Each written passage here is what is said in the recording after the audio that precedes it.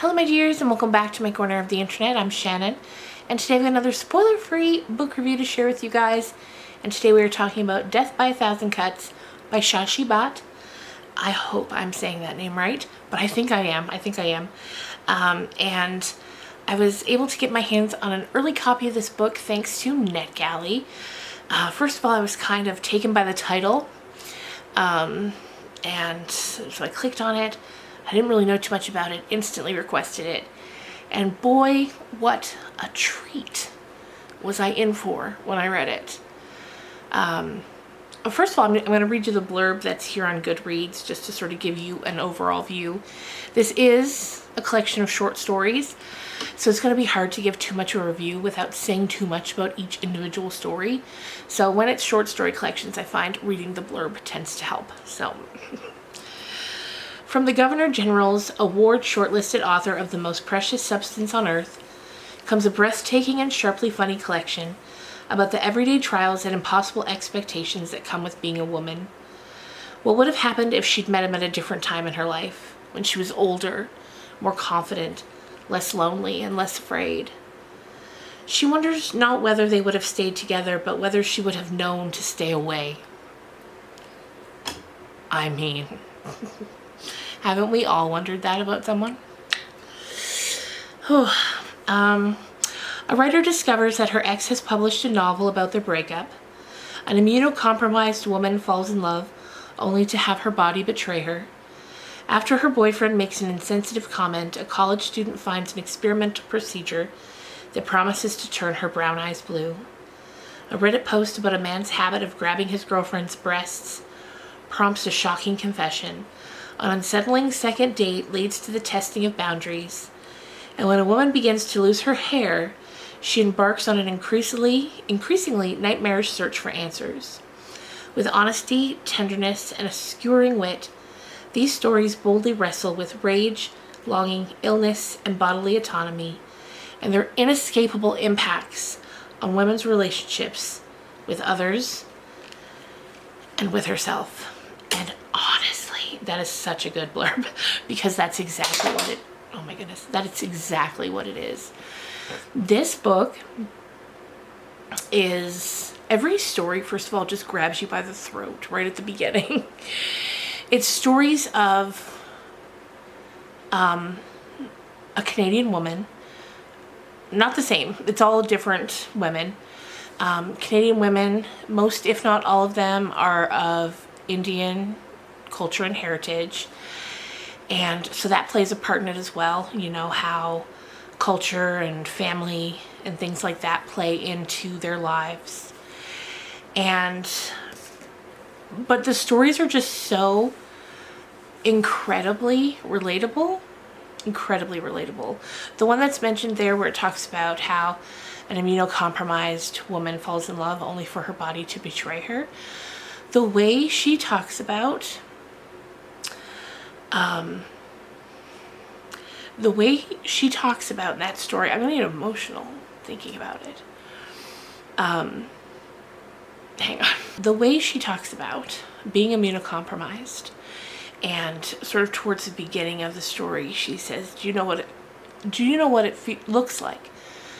Or she might say feels like. And well, I don't know what it feels like. I do know what it looks like. She says, like, do you know what it feels like to have your body at a rapid rate, betray you? And in another part later on, there's a sentence where she says something like, you can do what you want, what you try to take care of your body. It has no loyalty. And as someone, first of all, my mother, when I was very young, she got rheumatoid arthritis, and I saw that ravage her at a rate that was so incredibly alarming. Even as a 13-year-old, that's how old I was when she got sick, I could still, I could see the gravity of that situation. Whereas, sometimes when you're young, you don't quite understand. And then now, as an adult, my husband has MS. So, that line in that story really struck a chord with me. And just all of them. This is a 5-star read for me from beginning to end, and I would definitely recommend it. The stories, the women in these stories range from like 20 years old to like nearly 40 years old. I didn't know. I didn't know I was going to get emotional for recording this. And like the blurb said, you know, it's relationships, it's life, it's rage, it's illness. It's all the things that we all go through in our lives. And it's written so beautifully that you must read it. You must. This comes out the end of April, so mark your calendars. I'll put the exact date in the description box down below. The stories are fantastic. I'm going to go back and check out her other book that's mentioned in that blurb, The Most Precious Substance on Earth. I can't wait to read more from her. She's incredibly talented. And it was an honor to get to read this early and share it with you guys. So, I think that's going to do it for me for today. Coming up on this channel, I've got a reading vlog. I'll be reading...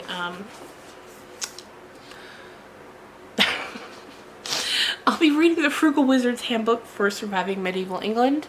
I'm reading this for a podcast episode with my good friend Krista. I don't read much fantasy, so this this will be interesting. And then coming up after that, we're going to be reading Once There Were Wolves, which has been on my TBR for ages, and I'm excited to finally get to it. One other thing I wanted to mention to you guys before I sign off here for today is I was wondering about, I see so many other booktubers on this channel who do monthly wrap-ups where at the end of the month they tell you about everything that they've read that month, and I've never done one in all the years I've been on here, mainly because I feel like I do dedicated videos for each book that I read throughout the month. But then I thought, well, maybe some of you would like if you're not watching every dedicated video, because of course who has the time, maybe you'd also like to just pop in and see a condensed version of all the books I read that month. Let me know. You let me know in the comments. I think I'm going to try it out either way for March and just see how it goes. And then we'll kind of go from there. Anyway, once again, this book was fantastic. 5 stars. I read it in one day. I couldn't stop reading it. When each story would end, I'd be like, what's the next story about? I needed to know. And it was great. It was great. So there you have it. I hope you guys are having a good day wherever you are, whatever you're doing.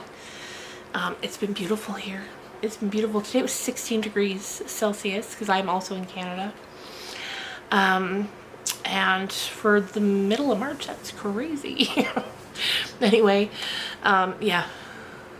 I will talk to you guys again soon. And thank you so much for watching. And if you enjoyed this, leave a like, subscribe if you haven't, and I'll see you again real soon. Bye.